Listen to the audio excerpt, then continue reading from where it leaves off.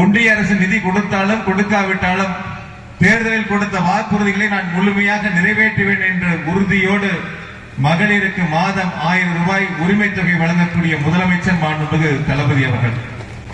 எல்லாத்திலையும் மாற்று கருத்தை சொல்லுகின்ற பிஜேபி நம்முடைய முதலமைச்சர் மாண்பு தளபதி அவர்கள் செயல்படுத்துகின்ற திட்டத்தை மட்டும் காப்பி அடித்து பல்வேறு மாநிலங்களிலே தேர்தல் வாக்குறுதிகளை கொடுத்து அங்கே மக்களிடத்தில் வாக்குகளை பெற்று ஆட்சி அமைக்கக்கூடிய நிலையை உருவாக்கிக் கொள்கின்றார்கள்.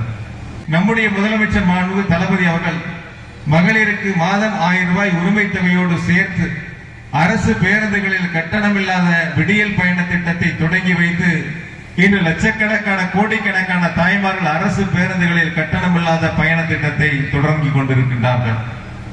அதே போல நான் முதல்வன், புதுமை பெண், மக்களை தேடி மருத்துவம், இப்படி பல்வேறு சிறப்பு திட்டங்களை முதலமைச்சர்கள் செயல்படுத்தி காலை உணவு திட்டம் தொடங்கி வரலாற்று சிறப்பு மிக்க திட்டங்களை முதலமைச்சர்கள் நாட்டிற்கு வழிகாட்டியாக, ஏன் இந்தியாவில் செயல்படுத்துவது மட்டுமல்ல உலகத்திலேயே பல்வேறு நாடுகள் செயல்படுத்தக்கூடிய அளவிற்கு சிறப்பு திட்டங்களை முதலமைச்சர்கள் செயல்படுத்திக் கொண்டிருக்கின்றார்கள்.